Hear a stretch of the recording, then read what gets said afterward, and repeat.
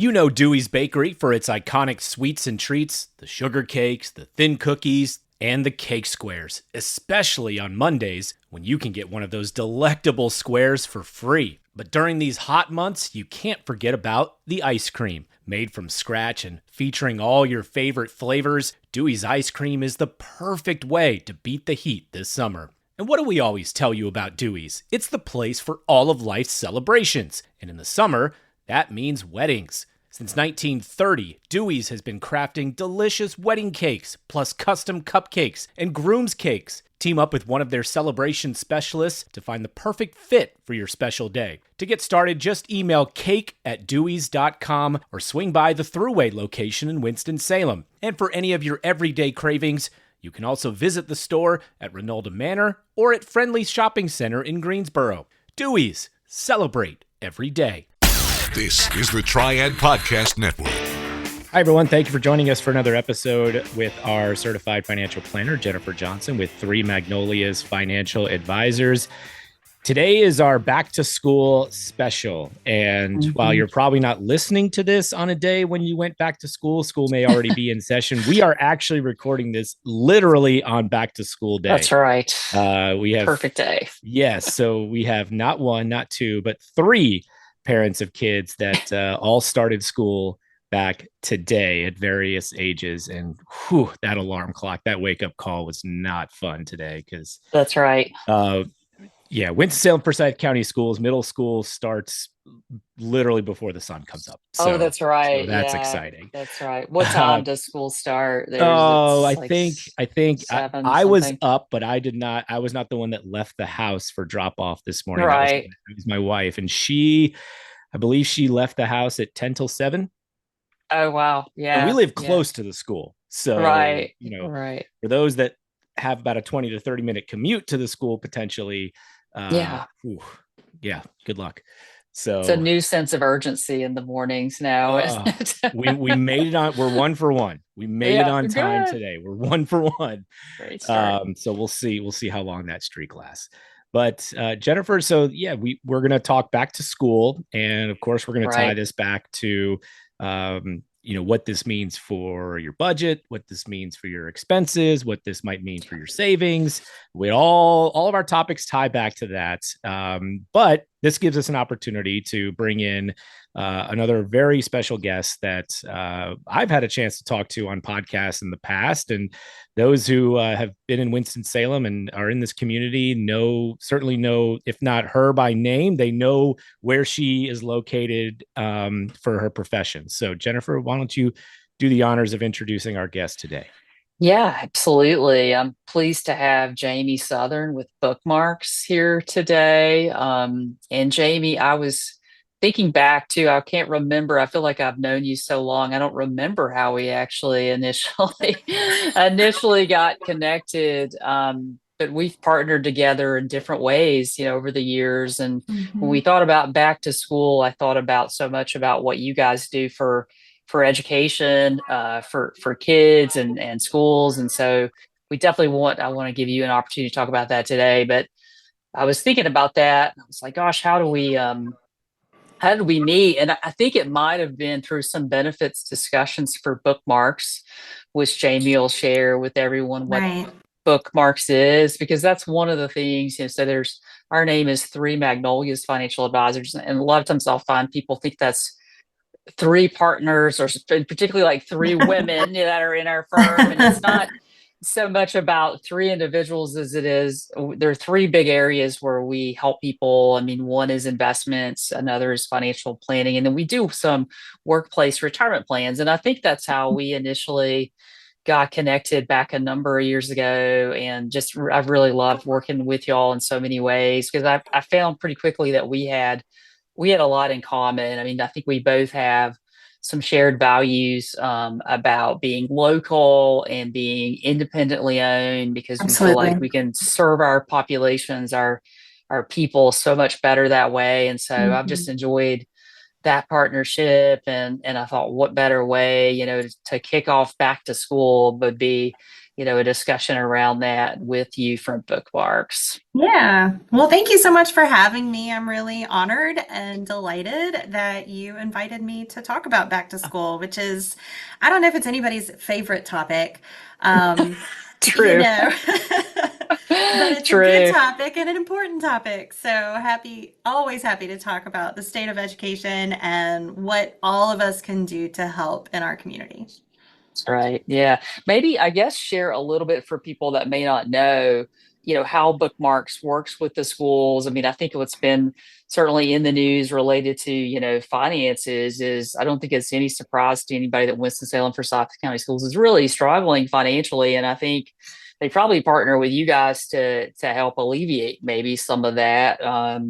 And so, would love to, I guess, hear how you guys work with students and Yeah. schools. Yeah, sure. I mean, like you said, so we are, here based in downtown Winston-Salem, so very connected to the local community. We started actually as a book festival, and this year celebrating our 20th festival, and we've grown out of that Wow. work. Yeah, I know. 20 It's years. crazy. That's 20 great. years.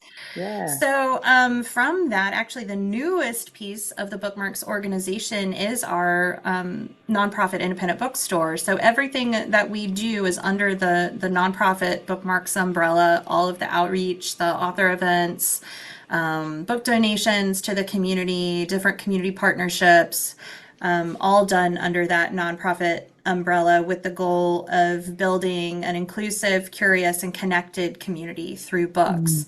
So, we really are very interested in the success of every individual in this community, where it comes to literacy and education. So that's why since the very first festival 20 years ago, we knew that there was an importance of getting authors into Mm. our local schools when they visit Hmm. town. Hmm. And through the years, we've expanded that program to year round, and where we, have about around 10,000 kids every year that we are able Wow. to impact through authors and schools visits, through book donations to schools, to helping schools spend less on books for their school, Sure.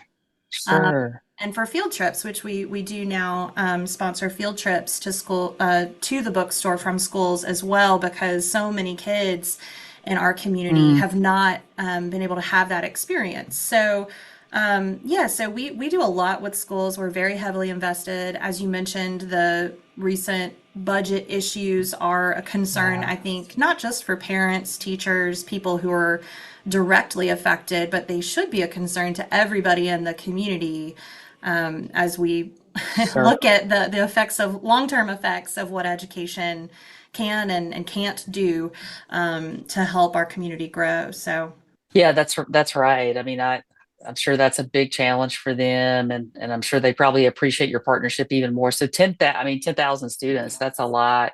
That's a lot of students. And I guess do you typically find they're coming into the store, I suppose, to engage? Or well, I guess you're doing both, right? Because yeah, you're we're having doing authors both. in. Yeah, yeah. So we, transportation is an issue, and Yeah, everybody has a different at home situation. So we want to right. be able to reach people wherever they are and be supportive in the way that they want us to support them. Hmm. So we will talk with each individual school. Typically, we work a lot with the librarian, but also the rest of the administrative staff, maybe some of the English teachers, to talk about what are the specific issues going on at your school and what would be the best impact for you this year. We're a nonprofit, we have a limited budget, so Sure. can't reach Sure. everybody, but we want to try to help when people reach out to us with a need. So it might be the school might say, an author visit would be really great for our K through second graders, or we really have found that sixth grade is a big reading gap for a lot of folks. A lot Hmm. of people say third grade and focus on third grade, which is absolutely very important, but it's also at sixth grade level as well. Anytime you make that big that big jump. So what can we do to help sixth graders with reading and inspire them to keep reading through middle school? So just kind of based on what each individual school needs and what we can Mhm. provide. So a lot of times that is an author coming into the school. We have found so much success with kids after they meet an author. It's like they've met, Beyonce or Taylor Swift. Like they are so excited. Excited. Excited And about even, reading, hopefully, yes, too. Like it makes it real to just them. so excited. It does make it real. And Yeah. maybe they weren't big readers before, but Right. school, like book checkouts increase. Kids are reading more at school because of it. They've got a book in Right. their backpack that they're excited to share with a friend. We get all of Oh, this cool. anecdotal, feedback from the schools after an author comes and visits, especially if we can give the kids a copy of that author's book as well, which is a goal we. Yeah.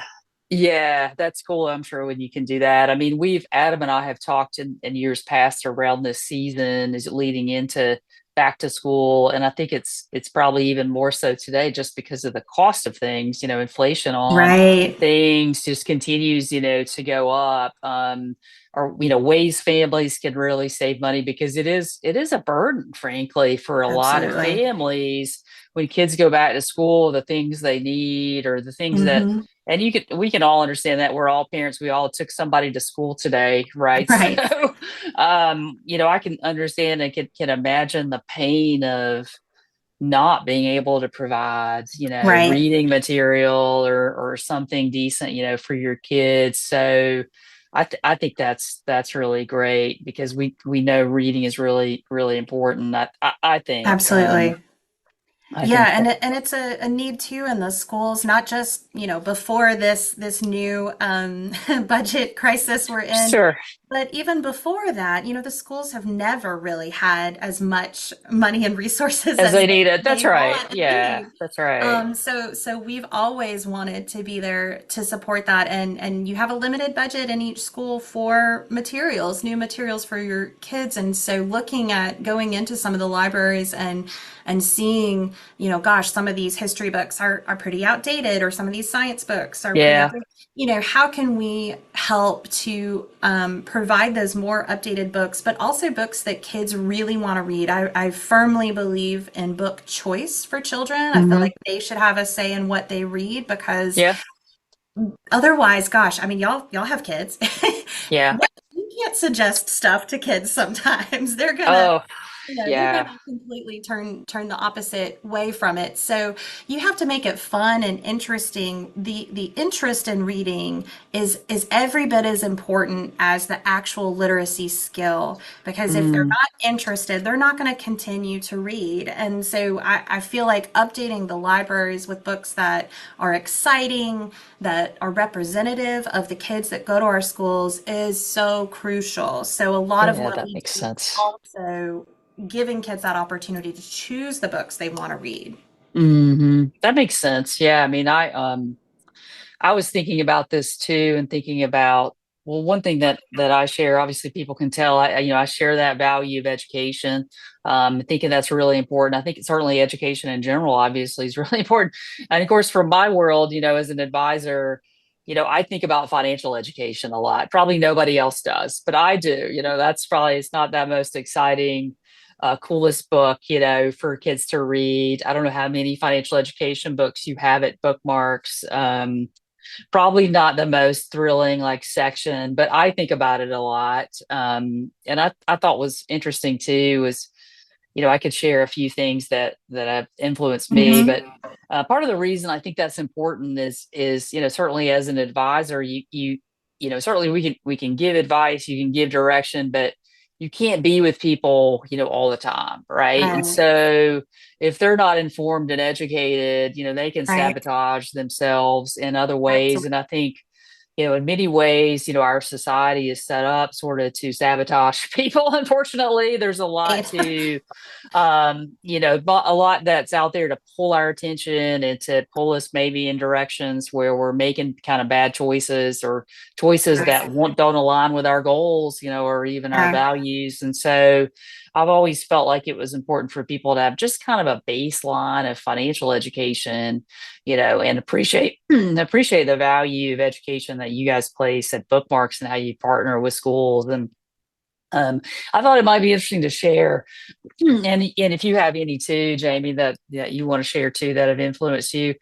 As I reflected in preparation for today, there were a few that I was like, okay, what books have influenced me? Again, in this world of financial education, so I'm staying in that world a little bit. But one of the ones that I read early on, this was before I was an advisor, so that was a long time ago because I've been an advisor for over 20 years now, which is really shocking. So probably like your Bookmarks Festival, you're like, wow, Yeah. it's really been around for 20 years. But one of the ones I read early on was a book called The Millionaire Next Door. And I don't know, have you ever heard of that? Yep.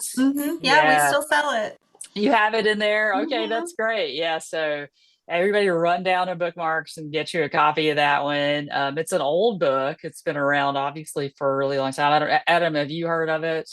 I have heard of it. I have not read it. Yeah. And then I don't know if you're going to mention this one as well, but one that we discussed in a previous Father's Day themed podcast was Rich Dad, Poor Dad. Yeah. Yeah, I think that's also a good one, and I would encourage people to go back to listen to that and maybe even read that book, because as you can kind of tell by the title, it gives you the differences between a dad that's doing great and a dad that's kind of struggling, and how that affects the family, and kind of just different attitudes about money. The Millionaire Next Door, if you're not familiar, you can kind of tell too by the title, is that it focuses on people that you think have a lot of money. Your doctors, your lawyers, people that are CEOs. And if you look though at certainly their incomes may be up there, but they may not have a very high net worth because they also have a lifestyle that requires a lot of income. And so what comes in, a lot of times flows out. Even high earners. The Millionaire Next Door might be a plumber married to a teacher. It might be a local business owner, that owns a store, or someone you would not think of as a high earner. A lot of times it's because they certainly have a good profession, one that's consistent and earns them a good living, but they don't have the need to spend that, or need to keep up with the Joneses, So really, I think influential, for me as a person, that was shortly after I got married. My husband and I went to a seminar, and that was one of the books that I think was recommended. And so we read that. And so I think that was really helpful in guiding our journey for our own financial independence. And then, of course, I think about it all the time, working with, individuals and families and groups is, how can you help that person, be that millionaire next door? Right. And it's hopeful, I think, too. Yeah. I think it gives hope for people that are not necessarily a high earner, that you can certainly do a lot with what you have if you make good decisions. So back to this idea of being educated, I think, and I think books and literacy are a big part of that. I do too. And I think what one of my favorite things about working with you, Jennifer, is that you have never made me or anyone at Bookmarks feel less than because we don't know everything about your profession. Sure. Right. And a lot of times people are hesitant to ask questions because you're afraid, oh gosh, I don't know this, and maybe I should know this. I feel stupid for not knowing it. Which is bananas to me, because you went into this profession, I went into this profession. Of course we don't know everything about each other's world. That's right. So That's I really true. Well, thank you for saying that. I tell people that all the time, that is my favorite thing about working with you, is I feel like I can ask you any stupid question and you will never treat me like I'm stupid. So I appreciate that. There's nothing like summertime here in the North Carolina Triad. And when it comes to the season's can't-miss events, at the top of the list is the Coal Pit Live Music Series at Incendiary Brewing in downtown Winston-Salem. And this year, our wonderful partners at the Ginther Group are proud to sponsor it to help provide unforgettable fun all summer long. The 2025 schedule begins on May 31st and runs all the way through Incendiary's 7th anniversary party on September 13th. If you visit theginthergroup.com or follow them on Facebook and Instagram, you'll be able to see the details on every upcoming show, along with any special promotions. Again, a huge shout out to the Ginther Group Real Estate for sponsoring this year's Coal Pit Live series at Incendiary Brewing. And a great way to join us in helping to say thank you? Just keep them in mind for all your real estate needs. It's one simple phone call, 336-283-8689, or just one simple click to theginthergroup.com. Well, no, I think that's important. I mean, because you don't know what you don't know, right? And I think there's a lot of emotion around money. There's a lot of, I think, personal net worth tied into it as well, where people do get intimidated. And I think our industry, frankly, has not done a good job. I think, whereas I would support people being educated and empowered so they can make good decisions, I think, unfortunately, in our world, a lot of times it's like, oh no, I'm the expert, and I speak in such a language like that you couldn't possibly understand. So you just do what I say and, never question me and everything will be fine. The problem is I can't be with you 24/7, right? To talk down to you and yell at you when you go to try to buy something. So people need to it needs to be a partnership. I'm so grateful you guys feel that way, because that's certainly my goal. I mean, is to make it accessible for people. Because I think, unfortunately, if people get intimidated, a lot of people are embarrassed because they feel like they're not where they need to be. A lot of times there's no reason for them to be embarrassed, but they still are. And so it prevents people, I think, from getting the advice they need, unfortunately. I think that is 100% true. And I think that is probably a cause of so many problems in our country and in our world, because we are scared to ask questions. And I'm a question asker all the time, and I don't try not to just let it bother me if I don't know something. Be curious. So I really appreciate that. We find that to be the case too when people come in the bookstore or attend our events or just talk to us because they're intimidated, maybe think, oh, well, I'm not a reader. I read newspapers, or I read online, or I listen to podcasts, or I listen to audiobooks that, so I'm not really a reader. And I would argue the exact opposite, because if you're consuming media, if you are a lifelong learner, if you are a critical thinker and a curious human, those are all excellent things. You don't have to read 1,000 books a year, to be considered a reader. You can read one book, and use those skills throughout your everyday life. And that's really part of our mission to get to people, is to help understand that we just want to create a curious community of people who want to be connected together, regardless of how you view yourself as a reader or somebody who understands finance. Yeah, because that can be intimidating, because people that are into reading are really into reading, and that's certain, and they know all the authors, and they know, they'll read that, it's kind of I read so many books, this year. I do have the Goodreads app. So there's a little competition going on, at our house too, but my oldest daughter's blown me away. So there's just no chance for me to come in first there, but it is see, everybody kind of has their worlds. I think our worlds intersect in some unique ways, which is why I wanted to have this conversation with you. But I think that's really important. And I'm curious too, if you have any thoughts about it.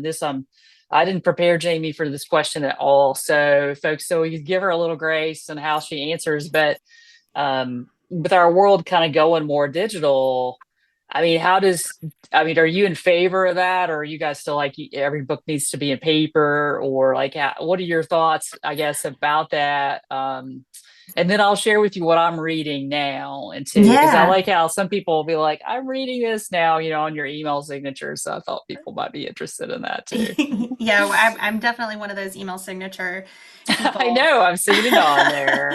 For Sometimes sure. I'll be like, oh, gosh, maybe I should read that. Well, that's the goal, right? Is to hopefully Mm, excite people about what you're reading. Yeah, so I think we get this question a lot actually, okay. and I feel like this question comes around every, so often when ebooks became a thing. It was like, oh gosh, the print Yeah. book. Um, and our viewpoint is as long as people are reading, we're happy. Okay. The scary thing is when people don't want to learn, Okay. don't want to educate themselves, they don't want to ask questions. That is what scares me. So whether you're doing that by, watching the news, reading the newspaper, reading something online, listening to podcasts, that's great. We are in favor of you learning however that suits your needs. We have people Okay. need to listen. That's how they learn. Or need to hold and feel print book. I will say that Yeah. a lot of older adults will ask about the younger generation and are they only concerned with digital? And it's Yeah. actually quite interesting that the younger people want printed books. They are Yeah. not the people who consume ebooks or listen to Hmm. audiobooks. They love a print book. We have so Yeah. many kids and teens and young adults who that's how they want to read their books. It's usually senior adults because you can read on a tablet and increase your font to whatever Oh, size you true. want True. it Here I'm wearing my glasses. Yeah, that's to. true. Or me, I listen to a lot of books because Yeah. I'm running around, I'm in the car, I'm, cleaning the house, whatever. And that's how I end up reading a lot is by Mm. listening. So Yeah. I really feel like however people come to it, that's the right way for them. And Okay. we're happy for people to do it in whatever format suits their needs. Okay, yeah, that's good. I love like having a book in my hands, like especially if you read at night, because I feel like we're on devices so much during the day. We're Right. on the device recording this. We're all doing that. It's like it's nice. But if you're traveling, you can only take so many physical books, with you and stuff. So like the ebooks and the Yeah. audiobooks certainly make it easier to get back into your reading world. I'll share what I'm currently reading, which I think is an interesting book that folks might want to check out. This book is by Rick Edelman, and you'll see him on CNBC if you watch stuff like that. But because he's kind of a guru in our world, but this particular book, he's written several. This one is Mhm. The Truth About Your Future: The Money Guide You Need Now, Later, and Much Later. And it's an interesting book. It's talks so not so much about money early on as much as just what the future is going to be like and things like longevity and how we're going to live so much longer and things Mhm. like that. So of course, as we as financial planners, you think about how long people are going to live, how much they need to save for things for Right. like retirement, and it's interesting. And there's a foreword in there by a man named Peter Diamandis, I think is how you say it. He wrote a book called Abundance, which doesn't have anything really to do with finance, but that's a really cool book for anybody who might be listening. It looks back at the history of sort of supply demand and things that were valuable in the past that today have been made abundant, if you Yeah. will. And it's really a hopeful book because I think there's so many challenges you can look at in the world today and be like, gosh, how are we going to overcome that? And the example I always remember that he uses in the book is aluminum, where aluminum years ago was very, very expensive. Mhm. Today, we'd wad up aluminum foil and throw that away, or like anybody who saves their aluminum foil is looked at as like kind of a crazy hoarder, right? But in the past, like that was so valuable. And Mhm. Right. talked about some of the challenges we as a people have kind of overcome. So that's a very interesting book. This one, it's gonna bring that back to like financial decisions, knowing how the world is changing so much. So Yeah. reminded me to ask you that question about what going digital means for a nonprofit, bookstore. But I thought that was interesting to hear your take on that. And I hear you've got a festival coming soon, right? We do have a festival coming Just a soon. small one. Just a small A one. My little one, yeah. Yeah. You Yes. might miss it. I don't know. We might make sure to tell people where to go. A little over a month from now. So we're Okay. very excited to celebrate our 20th annual festival and hoping it'll be, bigger and better than ever. We typically have around 20,000 people come. We have people come from about 30 states. Wow. About 50% of North Carolina counties are represented. I will say last year, Hurricane Helene came through the day before the festival, so we Oh, that's lost right. a good Yeah. western chunk of our state. We're really hoping that Sure. we have great weather this year, and we don't have to worry about that. But we have a really exciting weekend planned, a great lineup. Adam and I were talking a little bit about it earlier. I am really excited about Hodakotb opening our festival on Thursday, That's September 20th. great. Yeah. Yeah. It's a big name. It's good We for are one you of six guys. stops in the country for Hoda, so very excited about that. Her Great. new book is really inspirational, filled with a lot of hope and joy. It's called Jump and Find Joy. So Hmm.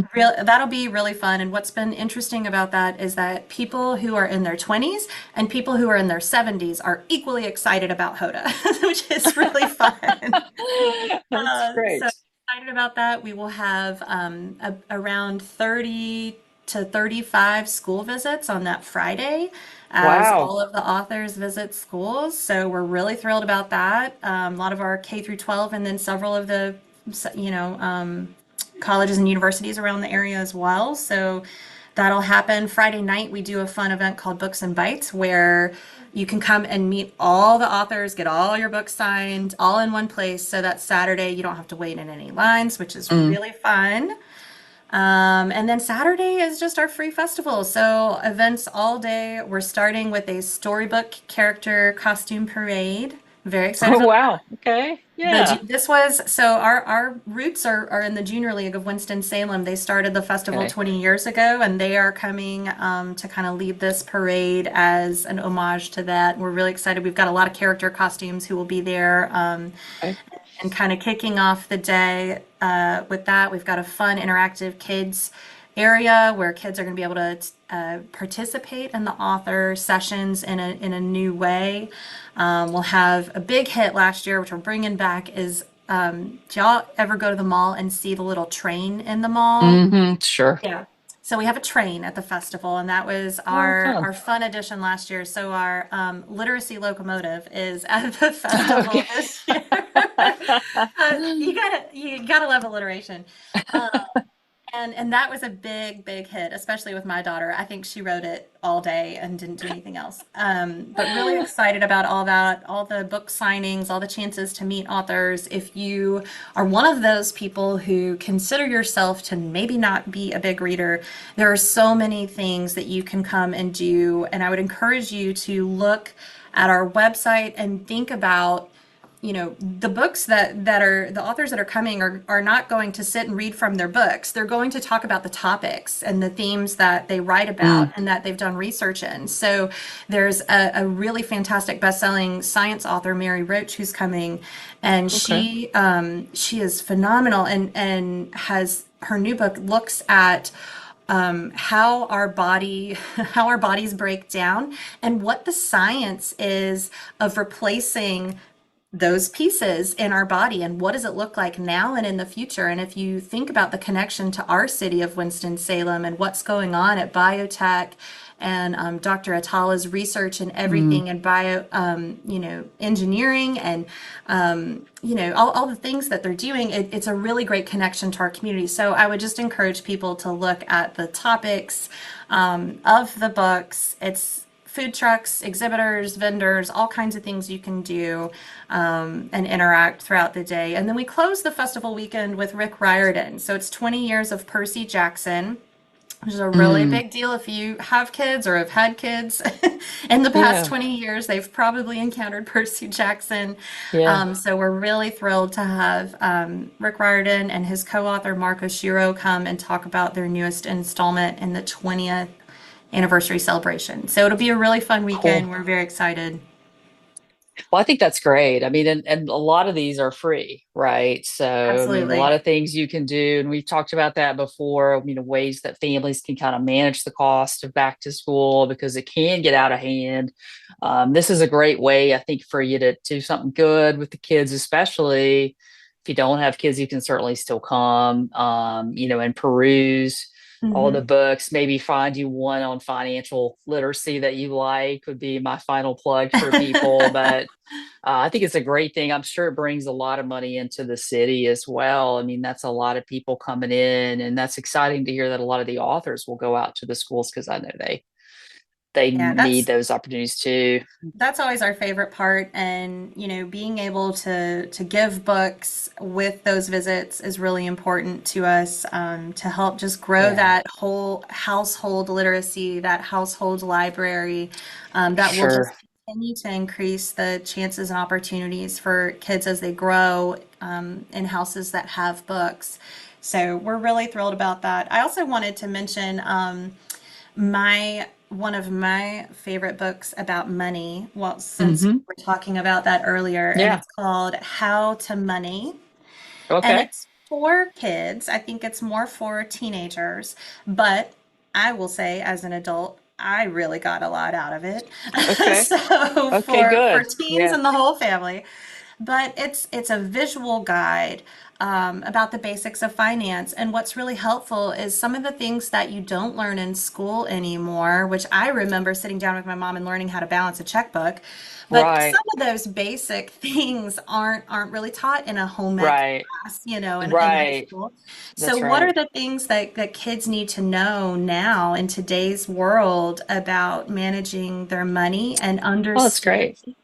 Yeah, so it's a really great book. We love that, and we sell it a lot and encourage people to take a look at that if you've got young Cool. people or if you yourself just want a different way to look at money. Yeah, I think that's great. It's better than some of the dummies guide to whatever, right? They Right, used to right. see, like, I think back to making people feel bad. Like it's a little diversion from that one. So that's great. I had not heard of that. So I'm gonna make a note to pick up a copy of that.